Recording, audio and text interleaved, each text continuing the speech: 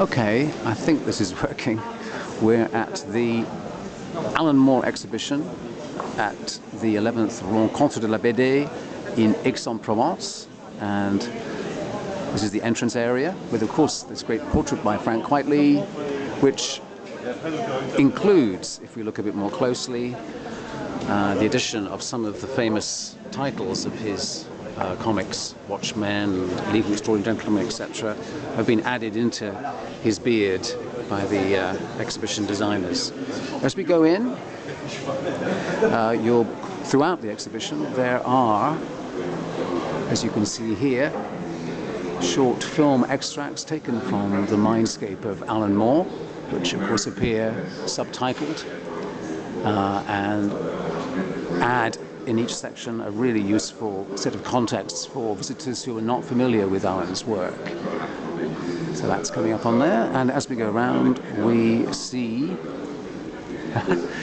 initially here a reconstruction of, you can just about make that out hopefully, it's a bit subdued. This is the reconstruction of the newsstand from Watchmen, which of course is the classic linchpin section of the exhibition. That's maybe a bit dark, I think.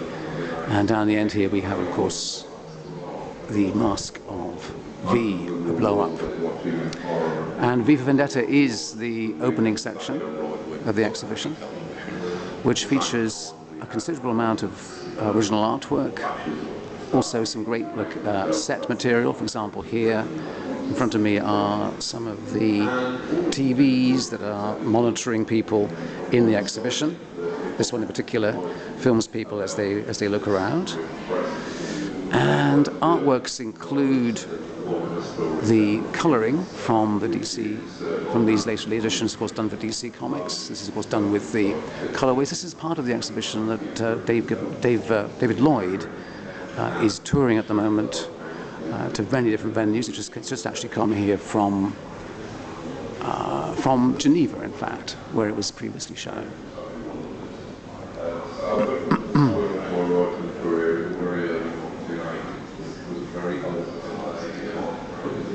And on this wall here, there's, for example, of course, the iconic original cover from the trade paperback, the graphic novel collection. And some more absolutely extraordinary pages, beautifully presented. Some of the American covers are also shown here. This is one of them from the American comic book format. And really one of the most powerful of all pages, I think, from the book is presented there.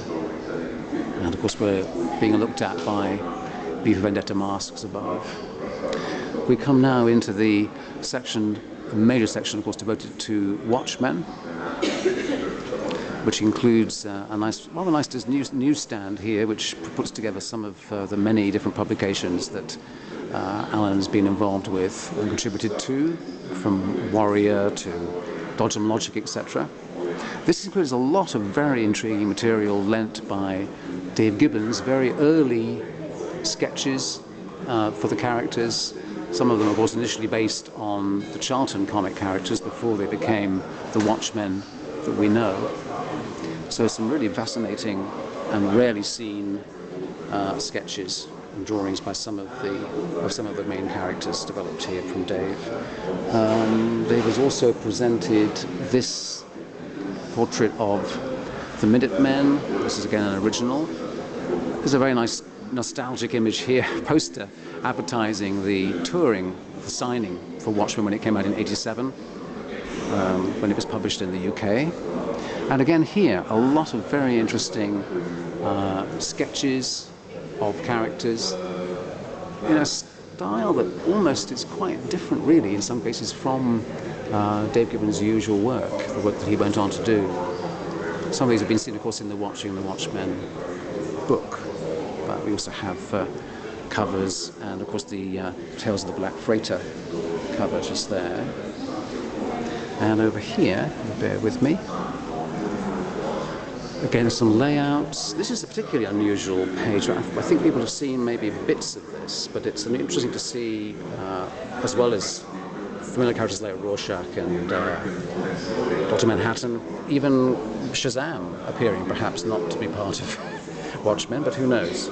And of course the comedian just there. But a style that not the style that we associate really with the Watchmen style that Gibbons developed.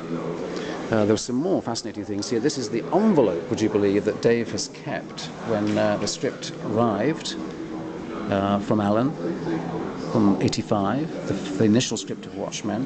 This is even more amazing. This is Dave's kind of almost prison chart, as it's called here, literally crossing off the days as he was working on the different issues of Watchmen. It really shows you how much work he put into it. And some initial roughs by both, excuse the shadow, both Alan and David here collaborating on the page together, working out what the characters would be called, what they might look like, at these very, very early stages. It's fascinating to see that in these early stages. Excellent presentation too, as you can see here, great blow-ups, 9-panel grid sequence based on the symmetrical issue of Watchmen. And over here we've got some of the cover-ups from the 12 issues of Watchmen, including colorways and indications, which are very nice. And these are the pencil layouts for the French editions published by Zender. That's an unpublished version. And then there's these are the early pencil versions, of course, before they were turned into full-color artworks for the hardback, the 6 hardback volumes published in French. So nice to see those as well. And throughout the exhibitions, you can hear in the background, like a kind of Buddhist monk chant or something, Tibetan monk chant, there are these quotes from Alan all the time. But that's the section on Watchmen.